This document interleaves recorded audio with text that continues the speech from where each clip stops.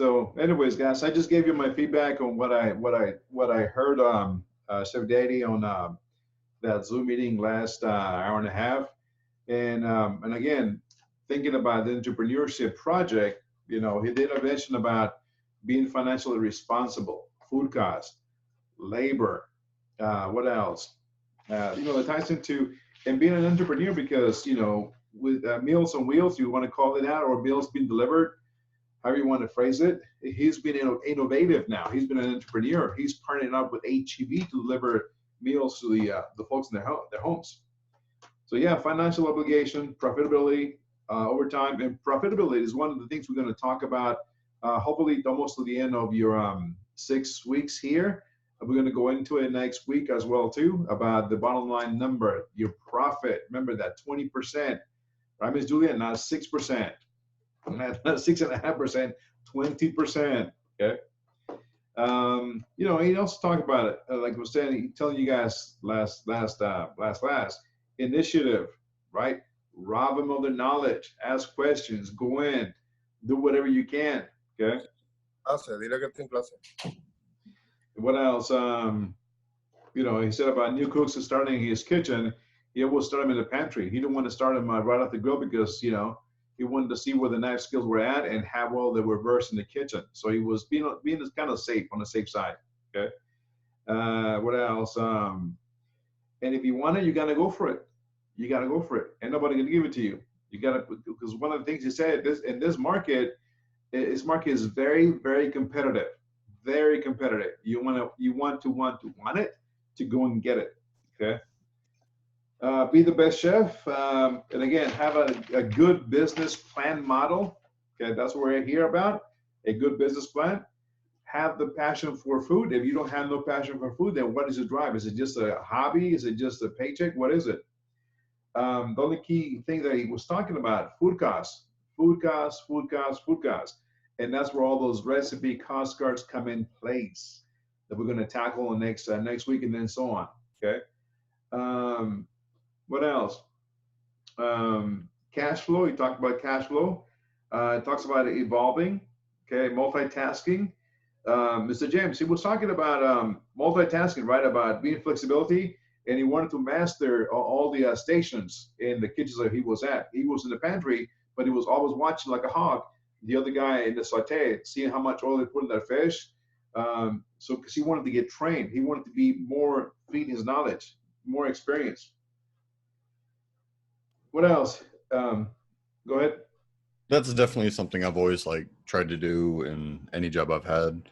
And working at the Grand Duca and the Archer Hotel, that was something that, especially at the Archer, that was something that kind of like was always in the back of my head because I was on the giant pizza oven and everything.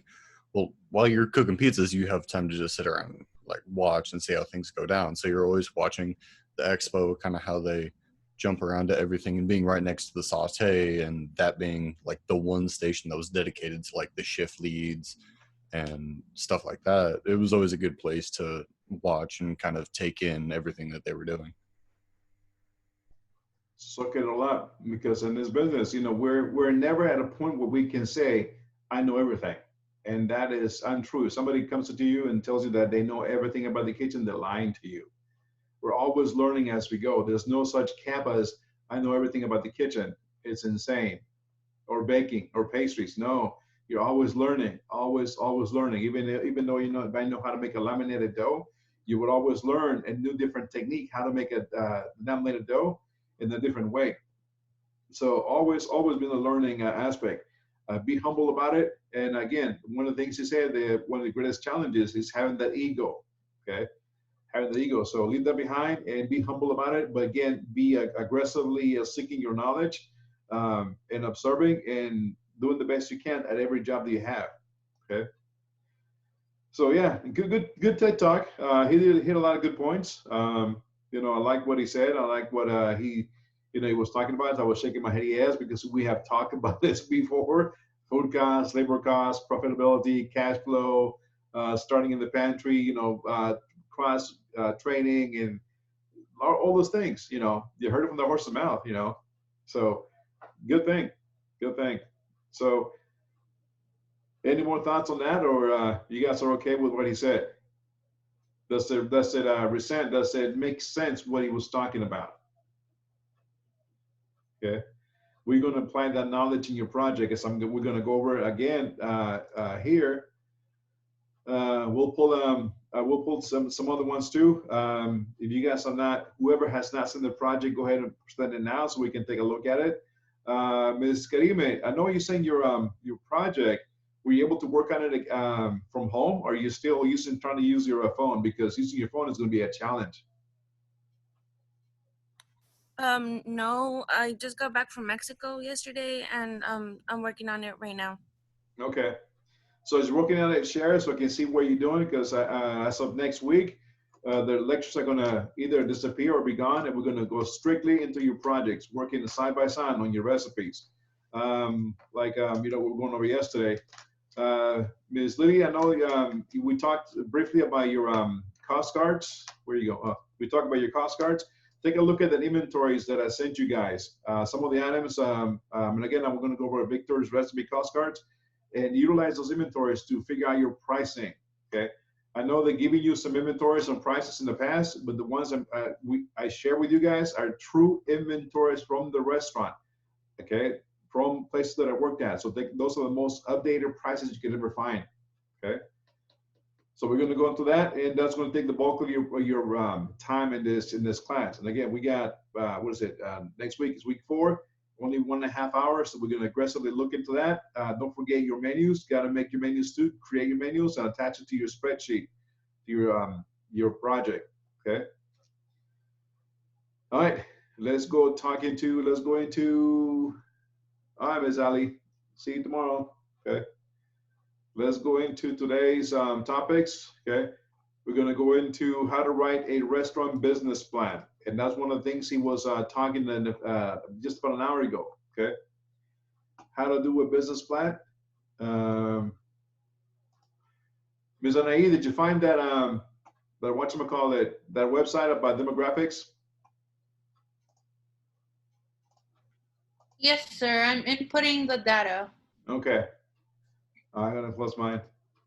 So we're gonna go over how to write a restaurant business plan. Okay. Oh, by the way, as Ms. Ann was talking, the guy was talking, to in the last hour. I was also sending Ms. Ann Derrick a link to the from what is it? How go from a hustler to a CEO? Because everything that he's talking about, it relates to the video that we watched, Chef Jeb, about go from a hustler to a CEO. So hopefully you can watch it and make that connection. Okay. So, anywho, let's go to how to write a restaurant business plan. And Mr. Dalmes, I know you weren't here yesterday, and you came in a little bit today. So we're just telling the class that all the power slides are in the portal. Okay. Yes, I'm going to go ahead and put this slide as well too on the portal. It'll be a PDF file. Okay. So once we're done with it, I'm going to go ahead and convert it to a PDF file and upload it into the portal. So you guys want to go and take a look at it. Okay. So anyways, how to write a restaurant business plan. Many people dream of opening a restaurant. We all do. I was there too, even as far as about 7 years ago. It was in my head. Okay. Seeing that as an opportunity to turn a love for entertaining or cooking into a business. Unfortunately, for many restaurateurs, the reality of running a restaurant is not what they expect. Long hours, low pay, a lot of stress causes many entrepreneurs to close up shop after a few short years. Okay, a few short years. So again, if you have the passion, you got a good business plan, you're making good money, you should not be closing in a few years. Okay, one reason for the high failure rate in this industry is that the restaurant owners fail to treat their restaurant as a business from the very beginning. Remember that Daniel from Bama Cube? For him, it was a hobby, it wasn't a business, right? They have no plan to deal with the problems and unexpected expenses, and they don't understand the true costs associated with opening a restaurant. You guys are going to get a glimpse of what it takes to open up a restaurant on your opening costs, okay? That is also going to take some time as well, too. One way to prevent these types of problems is to develop a well-written business plan. By writing a restaurant business plan, You show investors or lenders you have a clear contingency plan for handling any problems that arise. Okay, always have a business planning. Okay, plan B2. Okay, so what can the plan do for you? A restaurant business plan needs to be structured like most business plans, but the details need to address your specific vision for a restaurant and its place in your local market. Start with the same general components of a standard business plan, then geared specifically to the restaurant industry, and you plan to succeed in that industry. Okay. Executive summary. Okay, this overview needs to introduce your entire business plan with a couple of key broad strokes. What niche will your restaurant fill in the local dining market, and what role will you specifically play? This is in your summary concept. Okay. Make it clear to the reader, potential investor, what kind of restaurant you will be. Okay. Have a good, clear vision. From a casual sports bar to fine dining or ethnic cuisine, there are all kinds of restaurants. Let the investors know how you will fit into the market, including the name of the restaurant and its location. Be clear about the role of the business as well. Restaurants are multi-layer operations. Menus must be built, food must be cooked, finances must be managed, customers must be served. Marketing efforts need to expand your clientele. One person trying to do all, that will be overwhelming. Okay, so include your partners, your executive summary. If you haven't found the perfect partners yet, explain the roles that you intend to eventually delegate to partners. If you're an experienced chef with a plan for a fine dining restaurant, for example, then make it clear to readers that your primary role will be the kitchen, and you'll hire experienced professionals to handle all the keys. Okay. And I'm going to give you an example of a kind of a bad business plan, if I can. Okay. Okay, and it wasn't quite successful. Okay. What about company description? This is your mission statement and your vision statement as well. They're in your summary concept. Okay. This business analysis offers a first look at your key business detail. Whether you're where will you be located? What is your mission? Who are your target customers? What kind of dishes will you make for your menu? What sets your restaurant apart from the other options in the area? The population base, what would the population base support another establishment like yours? You'd also want to include basic details like your company's legal name, business structure, ownership and management team. Keep everything high level here and save a little the deep details for later in your plan. Okay. What else? Market analysis. You know, we talked about this, right? This often refers to as market strategy, and there are three key components to address. Know how to address the specifics in your plan with each one. Okay. Let me log in here a little bit. Industry. Who will you be serving? That is your demographics. Who are you going to be serving? Okay. Is your restaurant going to cater to the elder or retired generation at lunchtime? Single professionals at dinner? Families with young children? Explain your customer base and why they're going to flock to your new restaurant instead of your competitors. You'll have touched on this in your executive summary and company description, but this is where you need to dig into the details of the local restaurant community and show how you fit. Okay, show them how you fit. Okay. Competition.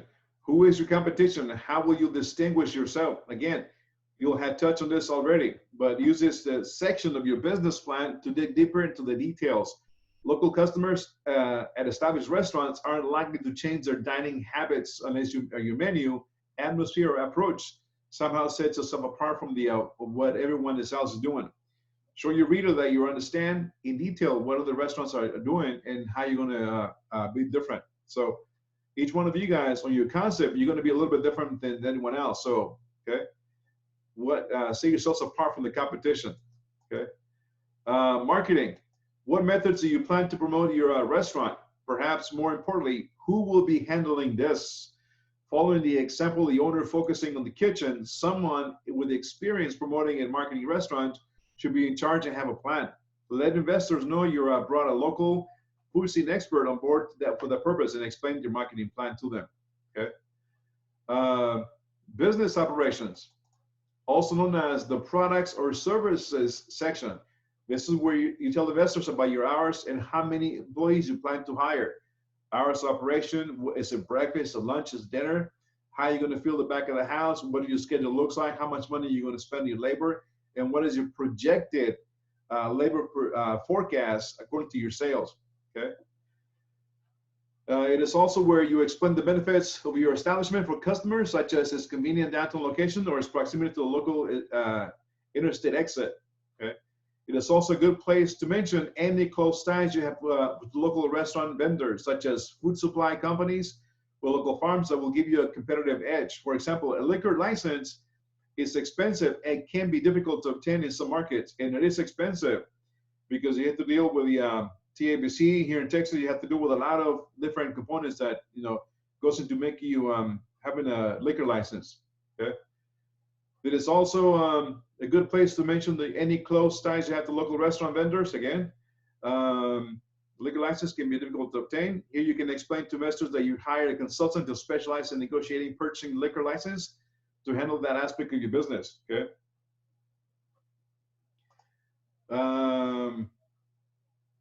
Business operations, second page, also known as the products or services section.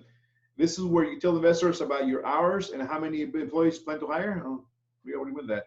Okay. Backtrack. Ready to go to the next one. There we go. Management and ownership. Who is going to helm the ship? Who will cover the aspects of the business you can't? Okay. Who's going to help you? Maybe again, you're going to hire maybe somebody, as an HR consultant to handle the employee handbook. Maybe a CPA, a restaurant CPA for your books. Okay. For example, will managers for specific areas, dining room, bar, business, etc., report to a general manager who then reports to you, or will everyone report to you equally? Maybe you want to send a chain of command so you don't get flooded with all kinds of questions and inquiries. Okay. The structure you choose is less important than having one that works for you. You also want to ensure that the function of the structure is easy to explain to your investors or lenders. Financial analysis. Here you want to list the projected growth of your new restaurant. You should also include your general startup budget as well as a profit and loss statements. P&L statement is on the last tab of your project. We're going to be talking about the next few weeks. Okay. Profit and loss statement that projects how much you're going to spend versus how much you're going to make. And again, that 20% at the bottom. Okay. Lenders and investors want to see that they are going to get a return on their investment. And so give them a picture and the realistic of what's going to happen. Put the work in to accurately project your labor and food costs along with the other operational costs, and compare those against the expected sales growth of your restaurant. A detailed financial plan will provide a roadmap for evaluating how your business is doing each year. And that is your summary concept, your SWOT analysis. That is the whole project. And the P&L statement, it tells you how much money you're taking home, how much profit. Okay.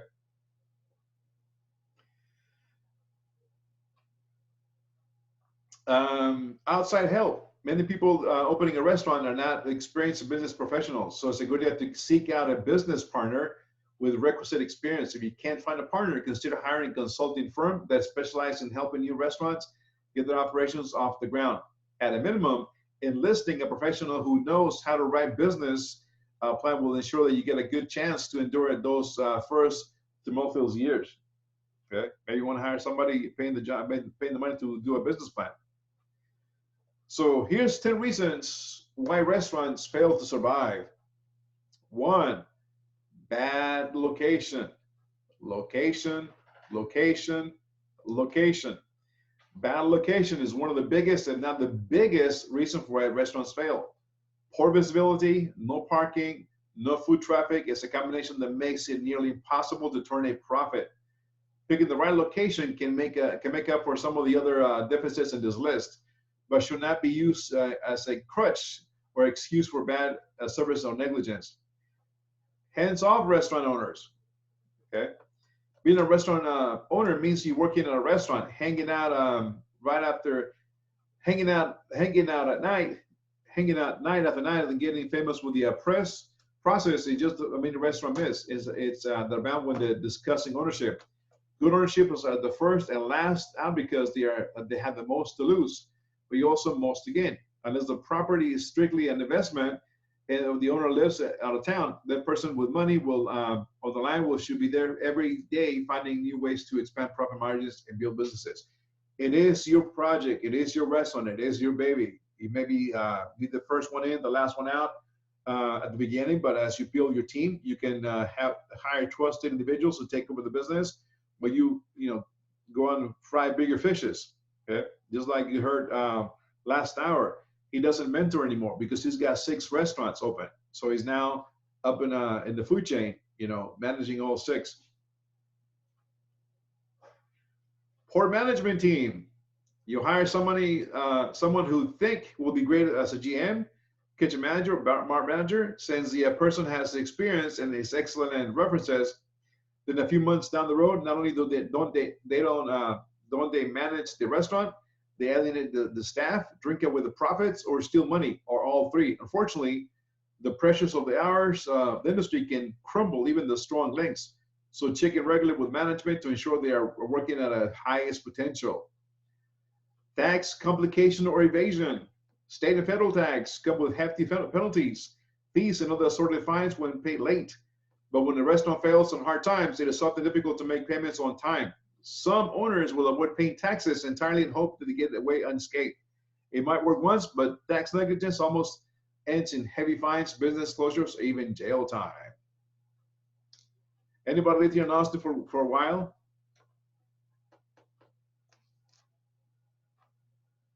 No? Yes. Do you remember a place called Katz's Deli? Vaguely, but yes. Okay. Katz's Deli, it was located on West 6th Street, west of Congress. It was a Jewish delicatessen / restaurant. Best matzo ball soup that you could ever imagine and want to think. Okay. Never closed. And again, it was a Jewish restaurant. West of 6th Street, very popular hangout. It was right across, almost from Whole Foods. You know where Whole Foods is on West 6th Street? Almost on, 1st Street and 6th? Yeah, I know what you're talking about. Okay. Anyways, almost right across, a little bit more east of Whole Foods, across the street. The place is called Katz's Deli. Okay. It was a New York native who came in to Austin and opened up a New York-style delicatessen restaurant. Unfortunately, he had to close because the person he hired to manage his finances was cooking the books. Meaning, there was a lot of tax mismanagement, a lot of money being mismanaged, and he lost a lot of money. So yeah, he was forced to close. So when you hire somebody, make sure you hire somebody that has experience and know what they're doing, but always check with them. Hey, how we doing? Where are the books? How we're looking? Where's the checks and balances? What about the invoices? Who we're paying today? Because if you don't, again, you can't mess with the taxes. You got to pay them all time, every single day, every single time, and you got to be online with the government. If not, evasion. Okay, and also hire the right management team for your property. You're going to hire a lunatic. What's going to happen if you hire somebody that's going to run your staff away? What could happen?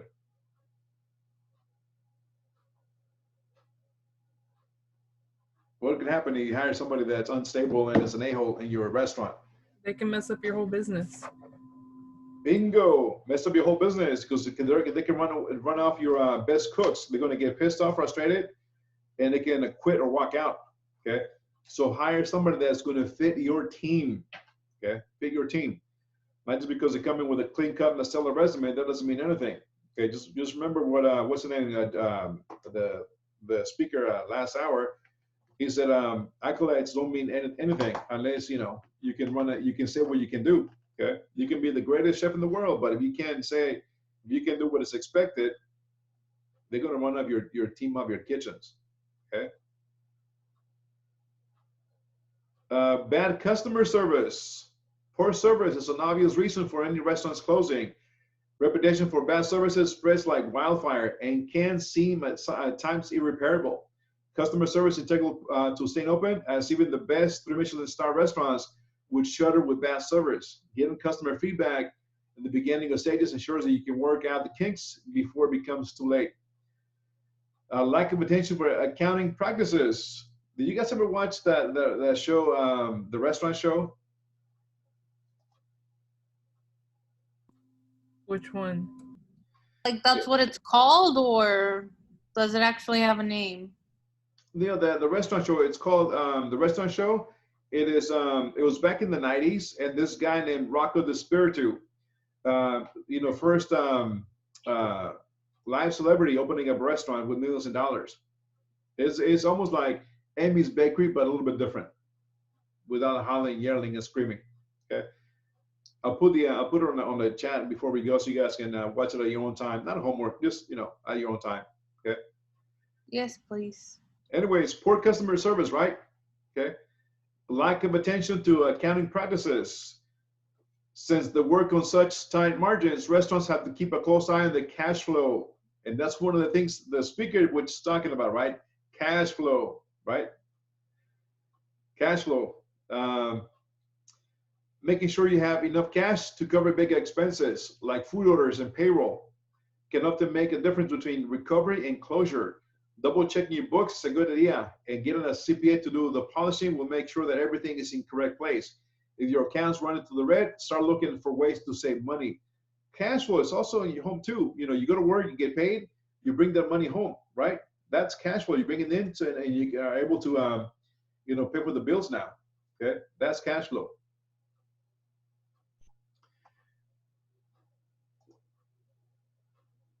What else we got? Too many staff members. Okay, too many staff members. I don't know if I talked to you guys, a while ago, maybe the last couple of weeks. When I used to take over a property, I'll walk in and I will always start counting how many white coats were in the kitchen and start looking into their responsibilities. Because again, when you get hired as an individual, one of the things you got to control is your labor costs. Okay, your labor costs. So always look how many white coats are in the kitchen, and if every position is being productive and it benefits the whole property and the working sink, or you got somebody who's dead weight. Okay. If anyone is standing still, the business is overstaffed, right? If you're twiddling your thumbs and not doing anything or leaning against the wall, meaning it's overstaffed. Okay. When several servers, 3 or 4 cooks, and a bartender are standing around, a restaurant is probably hemorrhaging cash in payroll costs. Another common problem with high payroll is having any single employee more than they're worth. Okay, chef-driven restaurants are notorious for underpaying cooks and overpaying the executive chef, despite the fact that almost everyone is replaceable. Okay, so always take a look at your staff. How much staff do you have? What is going on? And and how much you're paying them. Okay, so overstaff can also be a killer in your restaurant. Little or no advertising. As more and more chain restaurants open across the country, advertising and marketing are both the key to establishing a new restaurant reputation. Most people think that you need to pay substantial amounts to bring customers, but with social media and word of mouth marketing, you can spread the news and target the demographic for little or no money. Okay, you got to advertise. You got to spend a little bit of money to make money. You got to put that advertise on social media. You got to put it on the paper, wherever you want to advertise, TV, billboard. Okay. Miscalculated food cost percentages, and that's what we're going to be tackling the next couple of weeks. Take a look at your recipe cost cards. Does it make sense? Are you having the right pricing for your product? Okay. So knowing how to properly price your restaurant menu is the first step in making a profit. And that's over here, making sure that you create a menu, costly recipe cost cards, and put a price on those items on your menu. And we're going to take a look at your overall food cost percent. Okay. So do you know how to cost the menus or a per plate basis? Most owners do not. Adding caviar to a menu items as a supplement can be a good idea to capitalize on low-cost dish. Replacing Parmigiano with grana padano will cut your risotto bill in thirds. Many tricks can help you food costs down with the taste remaining the same.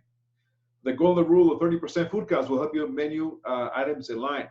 We're going to take a look at it, and hopefully you'll be at 30% food costs and 24% labor. That's 54%, not 60. Okay, so you may take that piece of the pie home.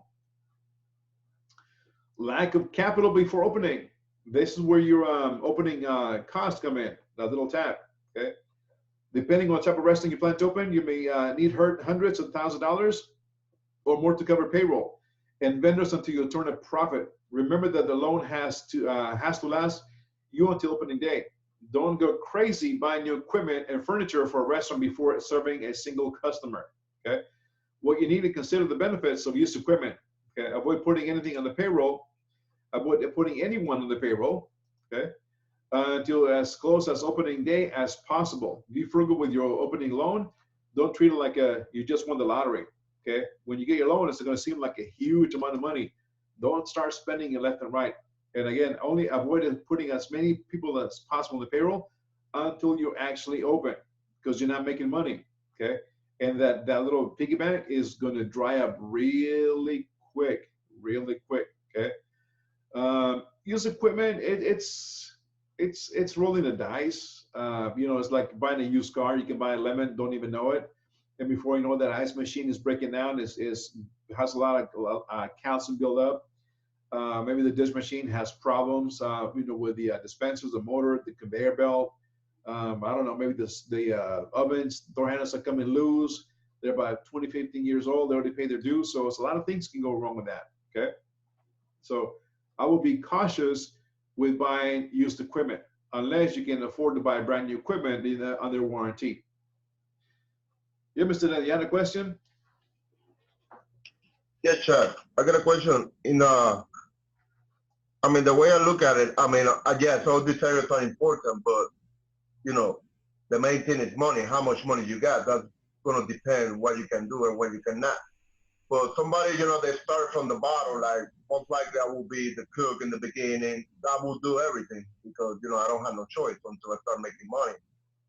What do you think will be the main thing that you should focus when you start, like a solo person or something like that?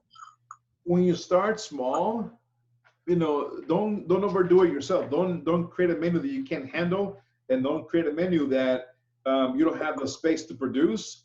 Okay, and when you start hiring people, wait until the last minute, maybe about a week before you open, so you can train them on your recipes, on how to be consistent, what to look out for, and just hire enough to open. Okay, you don't want to overstaff. Unless you have a huge amount of loan or money you can spend, then you can do that. But still, be conservative. So yeah, start small. Don't go, go crazy about having 65 items in your menu. Maybe you want to start a little bit smaller, because the more items you have in the menu, the more prep is required in the back, the more product you need to buy from your vendors, and the more space you need to put the product in it. And even if you don't sell it, what's going to happen is going to stay there and go bad. So always start a little bit small. And try to, bringing people almost towards the end so you don't incur that payroll, because that payroll is going to get you. Small menus, okay? So the executive summary of the business plan is an overview. And that's your overview as your summary concept. That's the first page. Its purpose to summarize the key points of a document for its readers, saving in time of preparing them for the upcoming content. And that's your first page, your first tab. Think of the executive summary as an advanced organizer for the reader. Above all else, it must be clear and concise, but also has to entice the reader to read the rest of the business plan, just like a resume. Just like a resume, guys. Resume has to entice the reader how to read the rest of it, not spend just 15, 20 seconds on it. This is why the executive summary is often called the most important part of the business plan. If it doesn't capture the reader's attention, the plan will be set aside and unread. A disaster if you've written your business plan as part of an attempt to get money to start your business. Getting started money is not the only reason to write a business plan. Here are some just as important reasons. So here's another reason how to start a business plan. What information goes in the executive summary? The information you need to include varies somewhat depending on whether your business is a startup or an established business. For a startup business, typically one of the main goals of the business plan is to convince bankers, angel investors, or venture capitalists to invest in your business by following the startup capital from the debt equity financing. In order to do so, you'll have to provide a solid case for your business idea, which makes your executive summary all the more important. A typical executive summary for the startup company includes the following sections. And these are some of the sections you might want to have, okay? So the business opportunity, describe the need for the opportunity, okay? On your summary concept, it's in there. Taking advantage of the opportunity, explain how will your business will serve the market, okay? The target market, describe the customer base you're willing to be targeting. Is this the elderly, the families, the retired, the young, the hippie, okay? Marketing business model, describe your products or services and what will make them appealing to the target market. Marketing and sales strategy, briefly outline your plans for marketing your product services.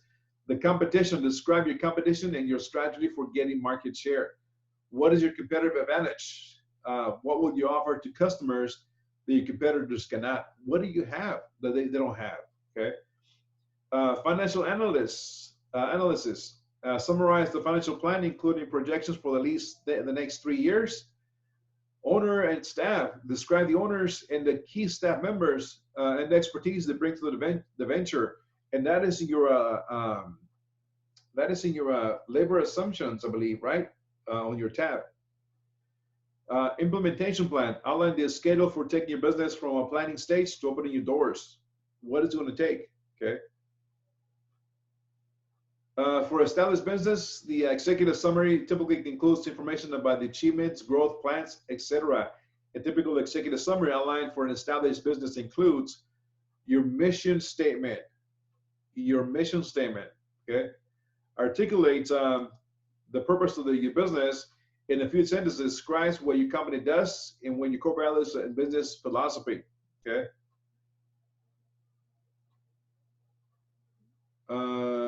Company information, give a brief history of a company, describe your products and or services, when and where was formed, who the owners and key employees are, statistics such as number of employees, business locations, etc.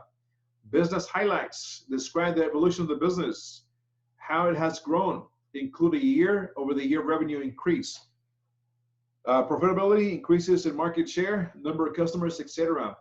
Financial summary, if the purpose of updating the business plan is to seek additional financing for expansion, then give a brief financial summary. Future goals, describe your goals for the business.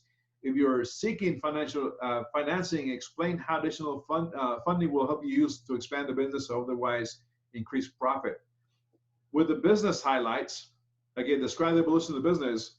Do any of you guys know the how much of sales of increase of sales are required for the next year? Well, let's say this year you have about 100% in say 100,000 in sales. What is the average percentage for the following year? How much business need to increase to keep afloat? What is the percentage of the business increase?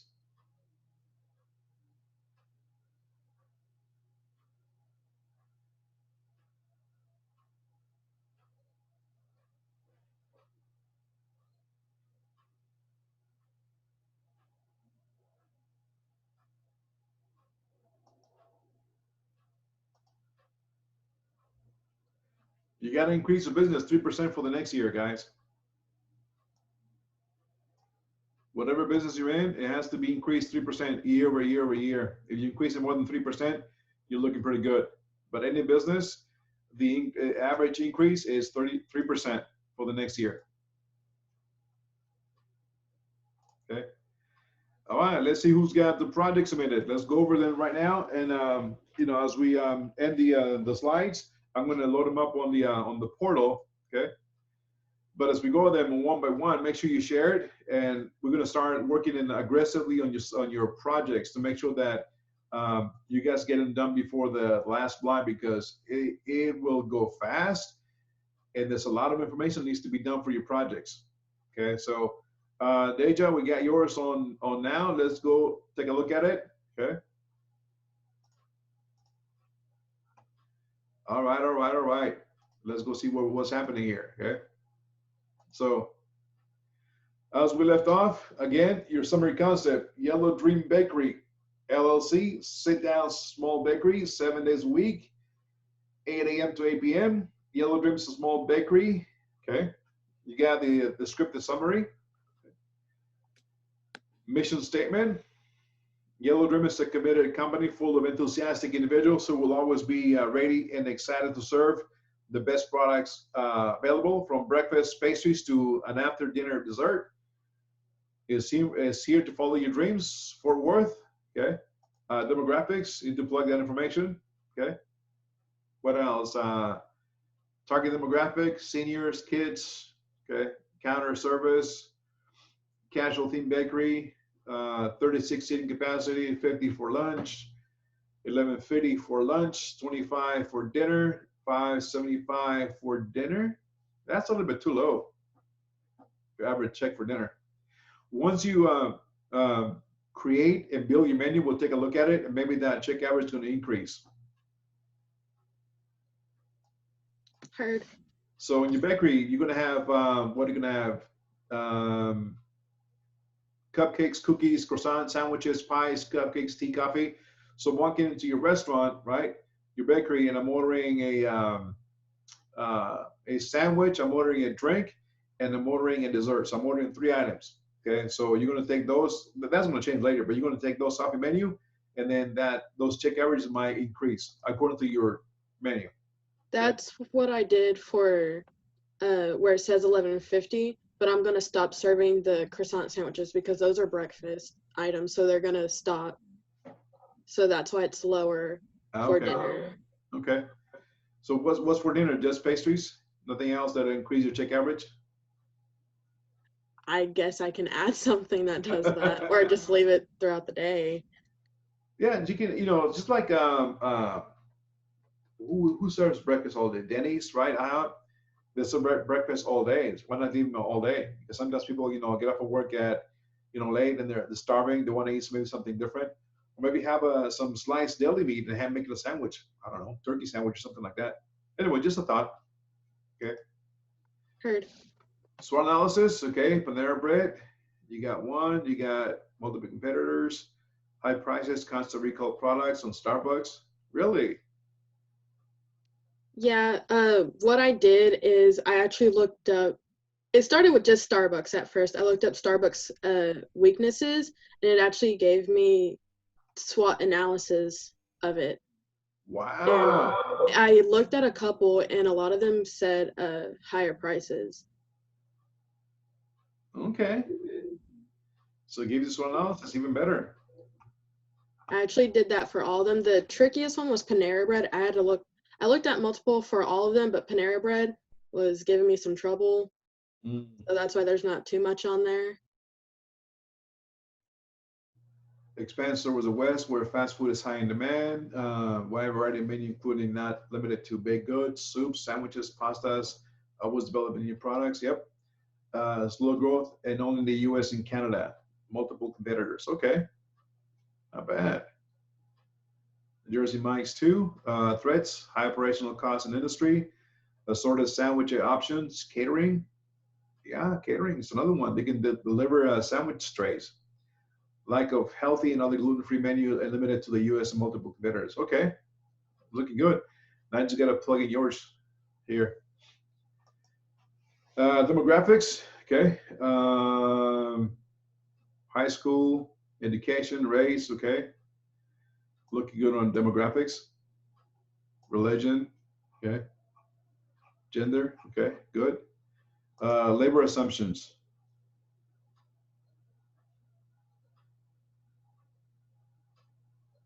See my cheesy smile? I do. I've been working constantly before and after school. Like after school, I rush to work, so I promise I'll get onto it.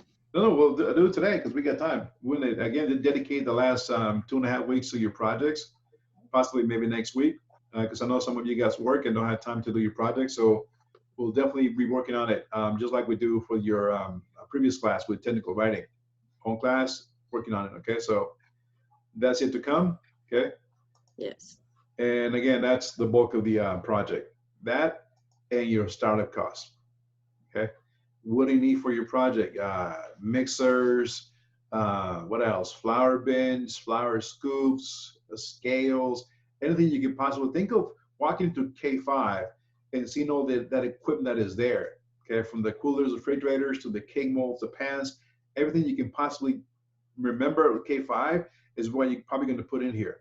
Okay, plus the cash register, the glass display, what else? Maybe a dish machine, all those things that go with it. Okay, all that is going to go here, and it's at the minimum should not be less than 75 grand.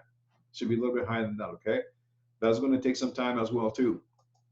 Revenue, again, you don't touch this. It populates everything once you plug in your labor assumptions, who you're going to hire, front of the house, back of the house, how much you're going to pay them. And the last part, this right here, profit. Okay, this is your take home. So if I was to walk into the bank to ask for a loan or whatever, they're gonna be taking a look at this. How much profit am I bringing home so I can pay the loan back? Okay, this needs to be at 20%. So once all said and done, it needs to be 20%, but it might be a little bit lower because right here, hourly payroll. This is where the biggest hit is going to be. Okay, so definitely some work on it. So if you got time right now, I would suggest get on it because we do have about maybe 30-40 minutes left on this class. So whatever you can do right now, I would suggest start tackling it. Okay, who else do we have? Who else winning over yesterday? I don't know, I just got yours, Mr. Daniel. Let's see what you got. Also, do it, you guys, when you do your project, make sure you put your name on it, because when I get them, it just says blank summary concept. Okay. I just shared, Chef. I don't got nothing yet, but I just starting right now, so probably get something by this night. Okay. Well, El Matador LLC, after hours food. How many days a week you're going to be open? You're going to be open Monday through Sunday, or you're going to be out closed one day? All depends. Nah, it's gonna be weekends. Okay. What are the hours? Again, if you do after hours, you know what's starting, when you're going to close, the script, the summary, your mission statement, location. That is very important because that's where you can do your demographics. Okay. Yeah. So I would suggest go ahead and start plugging, if you can right now, start working on it because it's going to, the block is going to end real quick and we're going to have not much time to work your project. So go ahead and start working on it right now as you can. Okay. All right, Chef. Well, what else we got?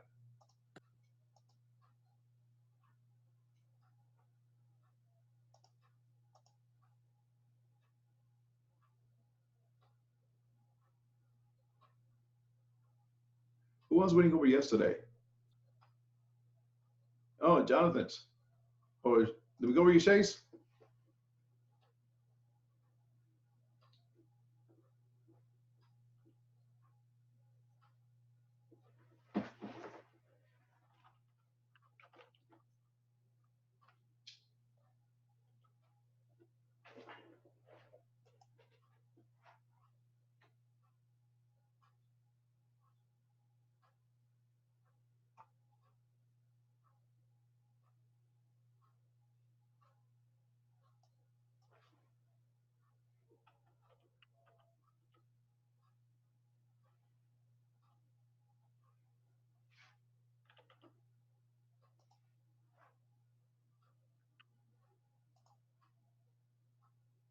You with us, John? Where you go? What was that? Are you with us? Okay. Let's take a look at your project. It's in the same spot it was last time you looked at it. So Oh, you haven't added or nothing to it yet? no, I've I've been doing stuff on the side, just trying to figure out like menu and like figure out the other half of my menu and do the pricing and stuff. Okay. So yeah, the summary concept looks all right. Again, I haven't scrutinized it, by detail. Score the demographics, the SWOT, all that goes with it. So just as you plug in the demographics, you're going to insert here on the left hand side, hit the plus, insert on the tab, so you can copy and paste your menu. Okay, you guys are going to go through either Canva, post on my wall, and build your menu from there with colors, fonts, logos. Copy it and paste it on your summary concept. On your project. Okay.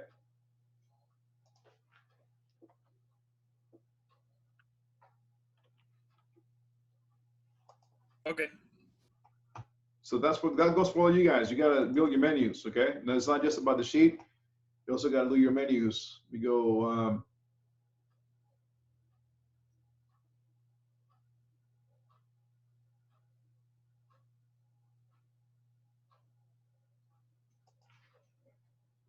I hadn't actually pulled them out beforehand. How you doing, Mr. Vic? Are you still plugging those recipe cost cards? Yes.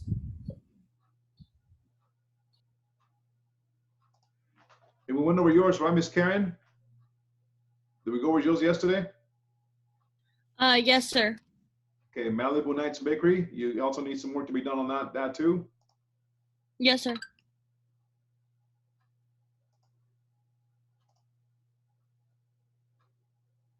Okay.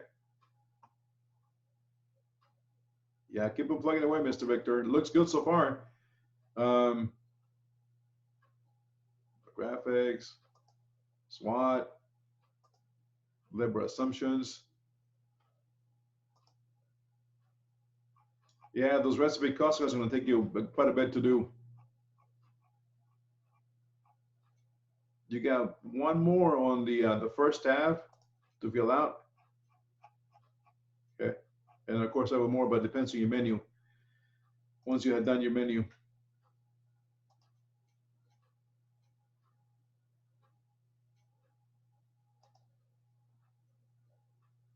We thought I saw Jesus log in. No, Jesus?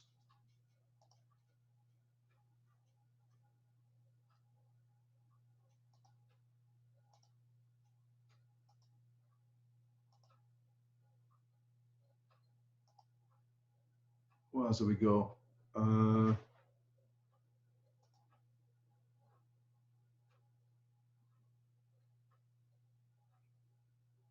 Did we go over yours, Miss Christina? Miss Catherine's?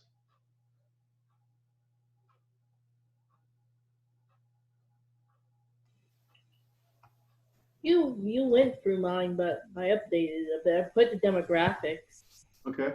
into it. How about you, Miss Diana? Go ahead. Not much else. I'm looking at the SWOTs. I know Chuz was here. He split too. No, Chef, I'm here. All right. Where you at with your project? I sent it to you, and I've updated a little bit after we went over it last week.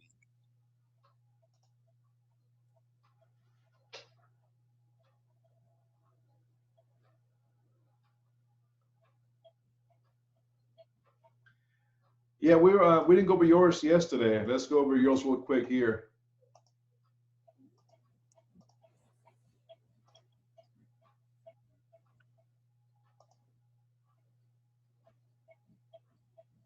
Okay.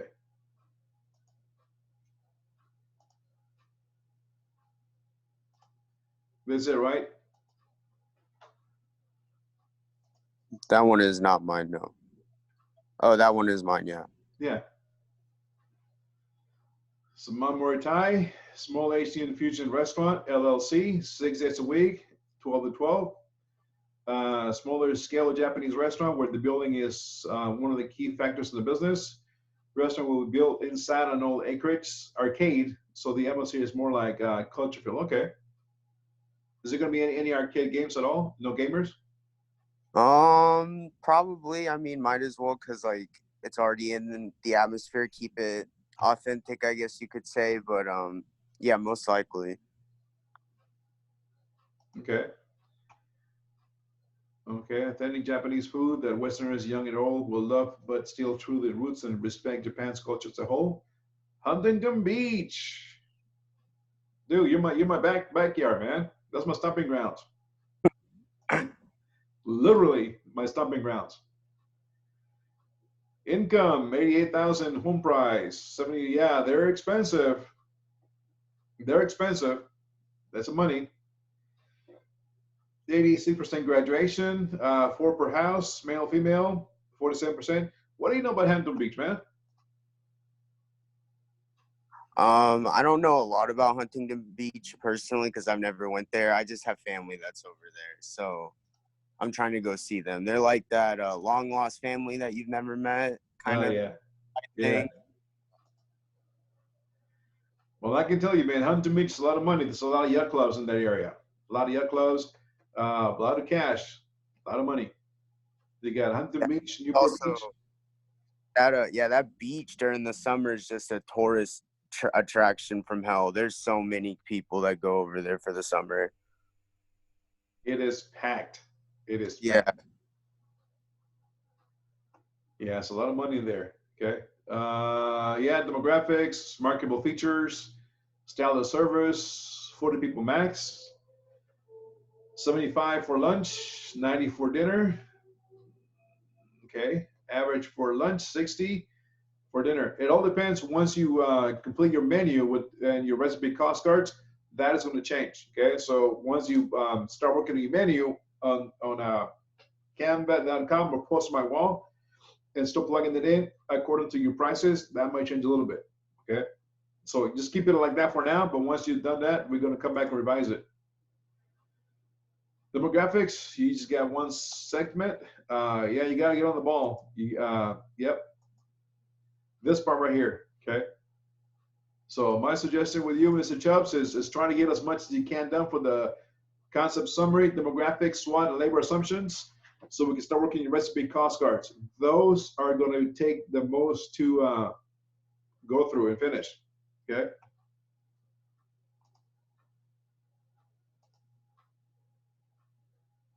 Got it? Yes, chef. Okay. And we went over yours, right, Ms. Emma? Yes, we did. The 450 seat capacity. Yes. Aggressive. I like that. Okay, that's cool. Making some cash money. Okay. I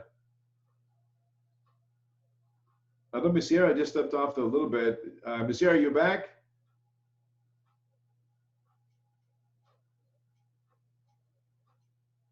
What else do we have?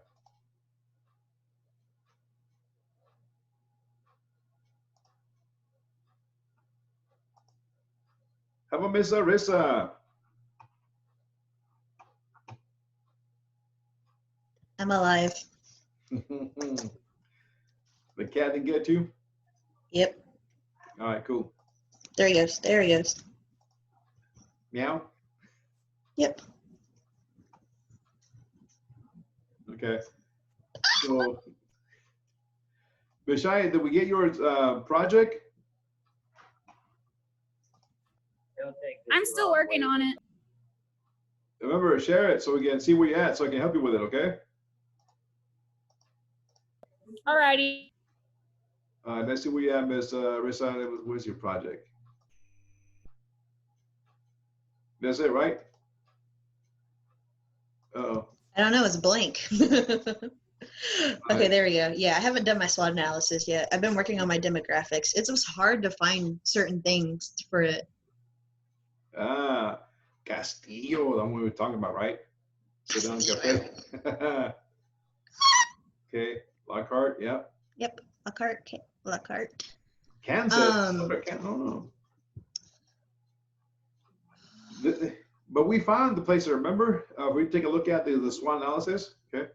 Yeah, we found places. I've just been working on my demographics. They were hard to like research and look up. Where's the demographics at? Sheet 1 should be it. It's next to Okay. this one. I can't zoom in. Okay. Religion, race, male or female, income, education. Okay. Yeah. Yeah. Yeah. Yeah. Some more work needs to be done on it. Yeah, oh shoot. Okay, the only thing I need to do is just be able to get my dad to fix my computer with my Excel, because that's the only thing I have. Like, I need to get it on my computer instead of my phone. I've been working on my phone. Yeah, your phone is going to be difficult. I had a student once a while ago trying to do his thing on his work now and his phone, and I even brought the Chromebook, and man, that was like a godsend. He was trying so hard. You don't work at your phone. Don't play like that. Okay. Do we have yours? But I got some stuff for my demographics, so I was happy I got that done. Yeah, I saw that. Do we have yours, Ms. Madison? I thought so. Do I need to send it again? Let me take a look at it.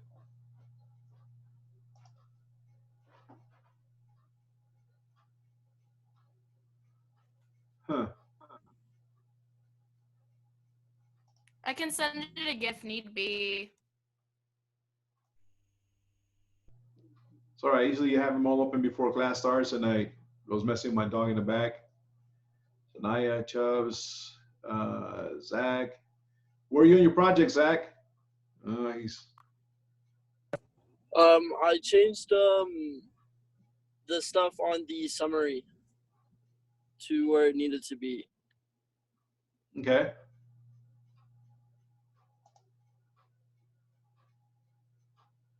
Oh, there's yours, Miss Catherine. I got yours too, Miss Shine. Okay. Let me go down the line and see if I can pull yours in a minute, okay, Miss Madison?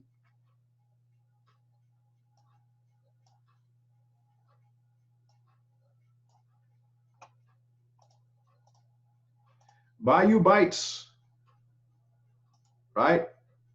I'm sorry, Layu. Layu. My bad. Layu Bites. LLC, Cat Cafe, of course. Looks pretty good. You're working on the demographics. I see that. SWOT analysis. Okay, you got some stuff plugged in. Okay. Demographics. You got it plugged in. Cool. Okay. Labor assumptions. Who are you going to have as your underlings, your staff? Okay. That one, and again, the recipe cost cards are the ones going to take you the longest. Okay. So keep them playing their way, keep them working at it, because again, next couple of days, those are going to be very imperative. Okay. They're going to take a lot of time. Trust me, I know.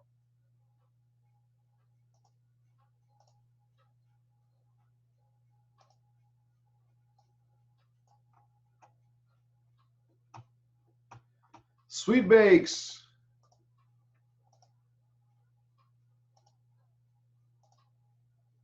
Right. Right,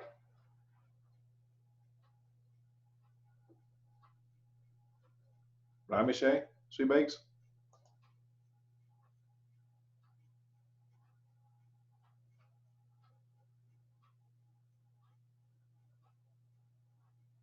Bastrop, okay. Yeah, Michelle, you definitely need some work on yours too. Oh yeah, most definitely.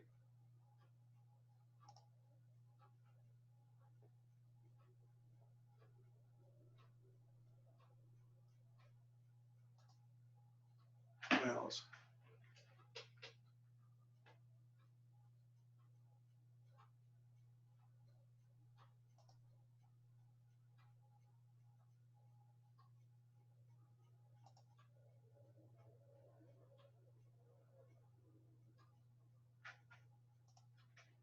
I know I have yours, Madison. I just can't. I'm coming through the email, see what I can find it.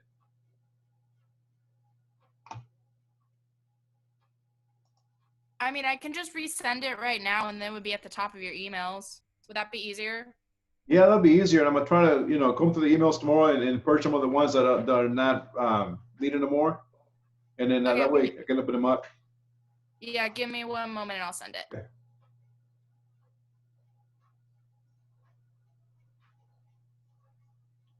What about Miss Sierra? Where's your your project? Back? No?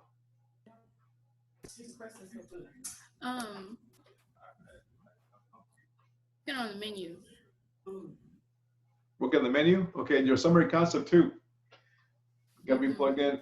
So share whenever you got time. So we can again, it's going to take a lot of time to get that filled out. Okay. Okay. So as soon as you can, share it.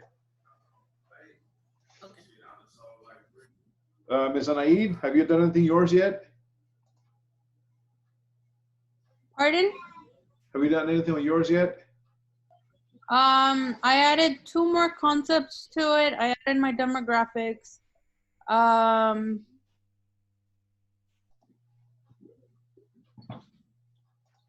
Some weird stuff. Weird stuff? Yeah. Weird stuff. I'm working on it. But eventually it'll end up being 3 concepts in one. Oh, I see that. All right. So you're expanding it. Why not? All right. Okay. So here we got Latinx Line, OV Eats, or Cucharitas, LLC.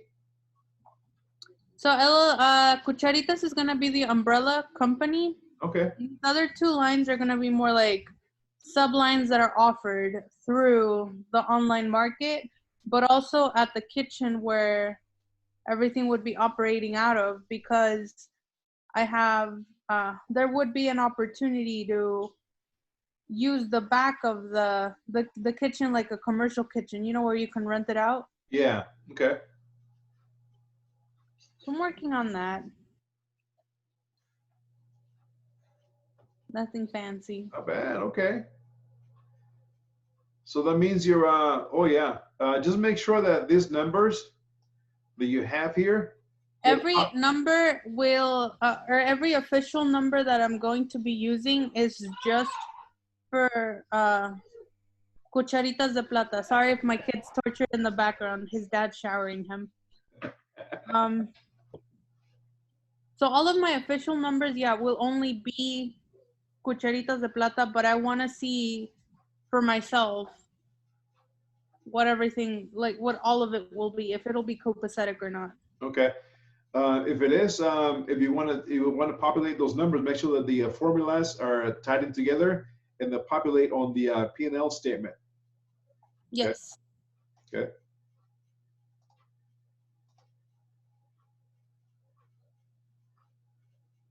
All right, Ms. Madison, we'll wait till you come back. So yeah, make sure that the formulas are tied together so they can populate. Because once you added this next cells here, they might not populate on the P&L statement. So make sure they're tied in. Demographics. So you're gonna do different demographics for all 3? I mean, all or just one? Like I said, I will. I promise the kid's not dying. I just know he's crying. He's showering him, or his dad. He's showering with his dad right now, so he doesn't really like showers. He likes baths, but his dad doesn't have time for a whole bath.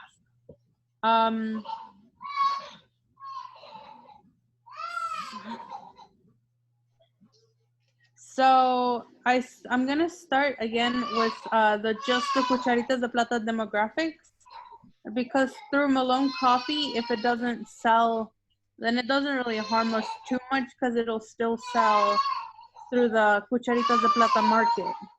It'll be the same inventory sold at 2 different locations. Okay. So same inventory to different locations. Okay. I have to go get the kid. All right. Cool. So we got one more to pop in. Let me see. When she comes back. So the rest of you guys who are I don't have your project, keep on working on it as we go through one by one. Keep on plugging that information. Don't stop, because again, it's going to come really fast and furious, and we're gonna, definitely gonna need to have that plugged in. Look, he's talking. That man is talking. You gotta pay attention to the man talking, okay? What were you saying, Chef? So on the SWOT analysis, you're gonna do for each one 4, or just one for the cucharitas. Just one for the cucharitas. Okay. How about the labor assumption? It'll be the same personnel. Okay. I'm working on that too. All right. Okay. Stop poking the buttons, baby. We still got time, but you know how that goes, right? With the recipes. Oh, the recipes are the easiest part. Okay. Well, you've done it in the past, it'll be a lot easier. Okay. Yes. And your startup costs, that's going to take some time too. Uh-huh. Okay. I'm making a paper list first because I don't know what it is about a paper list, but it works better. Okay. Whatever works. Stop dripping all your wet hair onto the computer. And then it's going to populate itself. And again, looking at 20% of the bottom here. Oh, you're 36%. I haven't added food cost yet, but it wouldn't be too much. So, okay, guys, I want you guys to pay real close attention right here. I'm going to use yours as a sample, okay? Okay. All right, guys, real close attention right here, okay? So Ms. Anaid has her concept, more detail, okay? A little bit more work in it, okay? So her bottom line profit is sitting at 36%, right? Because she hasn't plugged in her food cost percentage. Just for the sakes, let's say it's sitting at 34%. What does your profit changes to? What did that do to the profit bottom line number, guys, when I plugged in 34% of food costs? It brought it way down. Okay. So what about beverage costs? That's at 24. What is your profit margin?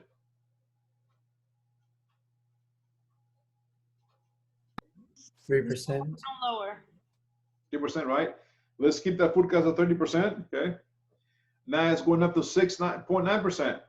So what I'm looking at to the P&L statement. So when you guys are done, you should be able to read a P&L statement and pinpoint the areas of needed attention. In this case, here I have we have the food sales, 52,000, beverage sales, 4,000, total revenue, total food and beverage revenue, 57,000. Okay, salaries. Okay. What is the payroll sitting at? What percentage? Anybody? 24. No. What is the payroll percentage sitting on this P&L statement? What does that number read? 29. 29, and it should be where? 24. 24. That means you got to go back to your labor assumptions and change that around. Okay. Or there are two ways about it. You're gonna redo your labor assumptions. Maybe you got too many on salary, too many hourly payrolls, because this number right here, 29%, needs to be at 24, and that is going to increase your bottom line profit. So as I'm scanning it, okay, you're at 30% in January, okay, 52,000 in food sales, 4,000 in beverage sales, total overall 57,000. So your total payroll is at 17,000. Divided by your sales, it gives you this number, 29. So your payroll needs to be adjusted at the beginning so you can drop this number. What else? That's one part. And again, this is your, once you figure out your food costs, you're going to plug in these numbers. It's going to give you a more accurate number on your profit margin. Okay. So your net profit is 3,696 out of 57,000. Okay. So it's a good practice. It's a good way to look at it. And again, right here is where your highest cost percentage. Remember we talked about your number one cost is your food cost and labor cost. So those needs to be adjusted. And once you've done your menu and cost out of your recipes, you can go back and adjust those numbers, because on your summary concept right here, okay, estimated check average for lunch, 16 and 23 for dinner. Maybe they're going to be a little bit higher than that number, and that's going to also affect your profit margin at the end. So when you guys are done with the summary concept, demographics, SWOT, labor, do your menu, and then cost out your recipes, okay? And then go back and adjust those numbers. Your seating capacity, your covers for lunch, your check average for lunch, estimated covers for dinner, and check average for dinner, okay? And that's going to affect your bottom line number on the profits. Okay. Okay. Yeah. So don't be afraid. Don't be scared. Don't be concerned. I mean, this is just, you know, again, we got time. 2 extra personnel one for back of house and one for front of house. But that's just like if either manager can't make it type situation, because I'm a workaholic, my mom's a workaholic, so we plan on being there the whole time. So is this you or this manager you hired? Me and my mom. Okay. We have to work with real numbers. Okay. So only one cashier, one night cook, one prep cook? Yeah, I don't think we're gonna need a cashier position, but I'm not sure. So I want to run with it, just in case. What about dishwashers? That's what the second one is for. I wasn't sure if I needed a prep or a dish. Okay. So most definitely, this part right here is going to have to change a little bit. Okay. Once you have finished your menu, you plug in those numbers, and they're going to affect this profit bottom line number. Yes. 20%. Okay, no less 20%. That way, that when you present your business plan, they can see your projections, and they can be comfortable enough that you're going to be able to keep up that loan, paying it back. Okay. Yeah. But this food cost is, I don't know what it is until you figure out your menu, recipe, cost cards. Beverage, it's about, I don't know, 24%, give or take. But definitely this right here, 29% needs to be 24. Heard. So, good one. Good one. Okay. Who else we got?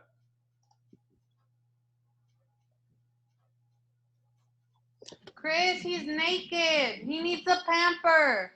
Okay. TMI there, Marty. TMI. I thought I muted it. My bad. I gotta go check on the pamper situation. Yeah, go check the Pampers.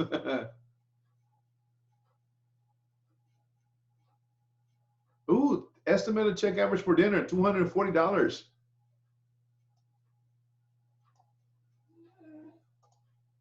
I know, buddy. In a minute.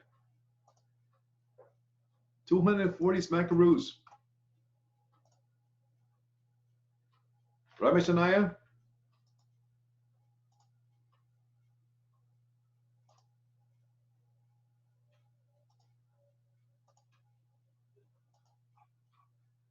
So this number, Miss Shania, are probably going to change depending on your menu.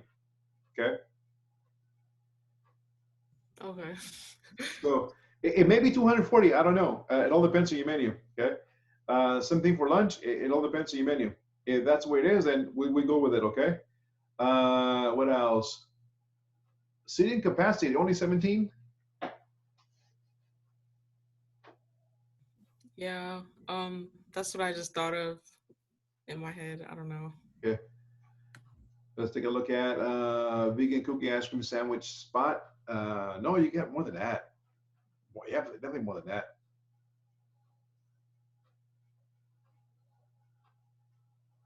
Because if a sandwich, think about again, just think about deli, think about Subway, or think about Schlotzsky's, Jersey Mike's. How many customers do you see in front of you, behind you, waiting in line? How many do you see sitting down? So definitely more than 17. Okay, even though it may be a walk-up counter, you're definitely going to serve more maybe 17, but your covers are going to be definitely more because you're going to have the food traffic coming in.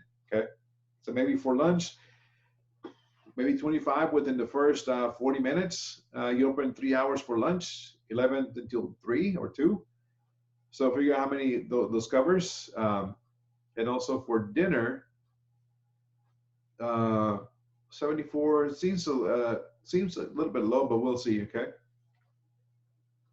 Yeah, once you've done your menu and the costly recipes, oh, okay, looking good. Your first Red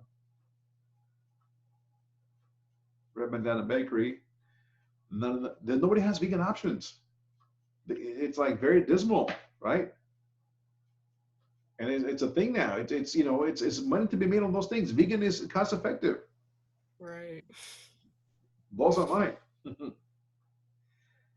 Have you ever been to the place here called the Rebel Cheese? Did I mention to you guys? Google. I have. Okay.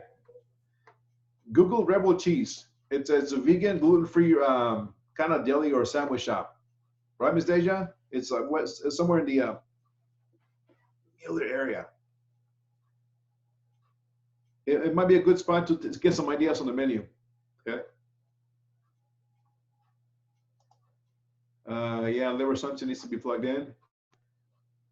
Yeah, that's going to be the bulk of the project, along with the startup costs. So definitely, you got the work cut out for you. So I would suggest start plugging in your information as much as you can. Okay. Then you had a question. You had your arm up, your hand. Yeah, Chef, I just got a question real quick. What was the website for the demographics again? CD-data.com. I'm gonna plug it into the chat room. Okay. CD-data.com. Okay. CD, not C-tree. My bad. I got fat finger syndrome. Or big hands finger syndrome. Keyword's too small. There we go. CD data, not data, not date. Híjole. It's about that time already. There we go. CD-data.com.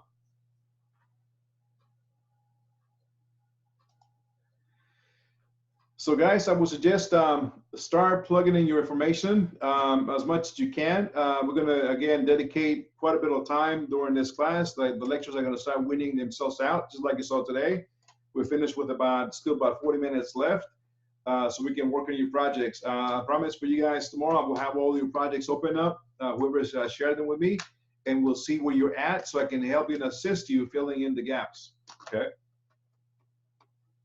And also answer any questions, because the recipe cost cards, you had 4 different kinds of inventories. As we go along with it, make sure that we have the closest as possible in pricing as you can. We're going to take a look at each recipe, make sure that you know they make sense and you have the right portion size, the right amount.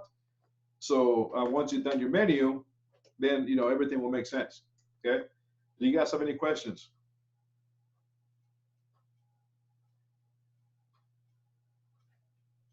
Any? No? Maybe? All right, we'll see you guys tomorrow. Same bad time, same bad